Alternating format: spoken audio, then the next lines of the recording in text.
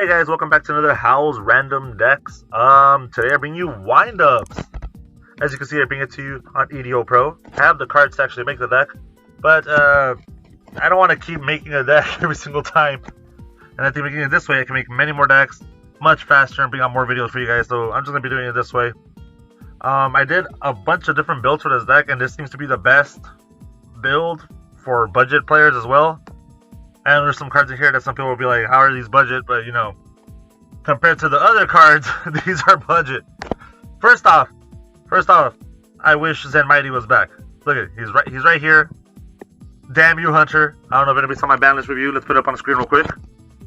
The only part of the ban list I would have cared about. And he's still banned. It wasn't even his fault. It was this guy. Look at him with his smug look. Screw you, Hunter! Nobody likes you! Yeah, and I still feel that way now.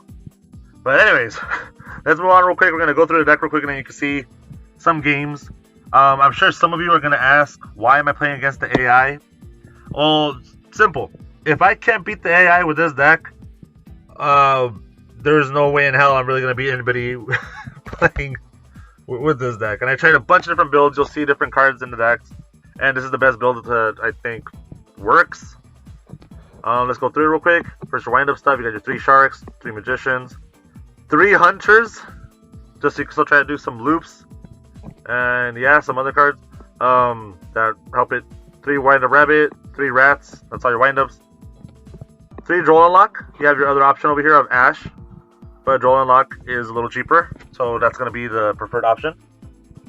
Trying to save as much as you can here and still make it work. And it's still a good card.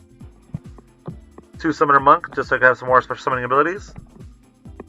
Raigeki, Feather Duster, 3 Pot of Extravagance. Pot of Prosperity is probably the best one. It is the best option, because there's a reason why I run some cards double in my extra deck, just because of Extravagance might be banishing them. But it's the more budget version. You can't really use any other pot. You can't use Pot of Desires because you banish the top 10. I mean, you can, but I feel like that's just banishing too much. And yeah, you really need every single card you can get in this deck. We got a Zen Malfunction, some special summons. I forgot to actually put down here, but I ran Call of the Haunted for a while too, and it did okay. But you got this card, you use it, special summon in defense mode. Its effects are negated and can't be tributed or used as a secret material monster. But you're pretty much just going to use it to link off or XYZ anyways. Pot of Avarice, because it's still always good to shuffle it back 5 and draw 2 if you can. Monster Reborn, always a good card. 2 Tensu, to be able to normal summon an extra Beast Warrior monster per turn. And you do have 2 Beast Warriors, so sometimes it works out, sometimes it doesn't. I also had Tenki in here before to try to search out. Like I said, I've been testing a bunch of different builds. 3 Torrential Tribute, 3 Solemn Strike. There was also an option for Evenly Matched. I did use it in the deck a few times. I feel like, and Dark Hole actually, I feel like I had to run as much field destruction as I could to try to even get something off. And that's already just a bad sign for the deck already. Nibiru 2. So, well, let's just keep going right now. Extra deck, you got your Zen Mayo.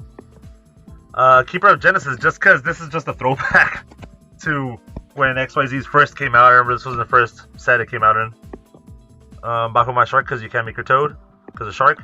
Don't forget your Sharks are levels 3, 4, and 5, because they could go down a level or go up a level or just stay as a 4. Time Thief, just because he's a cool card. I like that card. Photon Purple Operative. Yeah, we still run this card because you still want to be able to put your Wind-Up Rats into attack mode to switch into defense mode and still go off. I run 2 just because it's Pot of Extravagance can banish 1. And sometimes you'll just still banish both if that's the way luck is with you. Abyss Dweller, because it's a good card. Some random 3s. Phantom Knights, a Break Sword. Here's Zen Mains.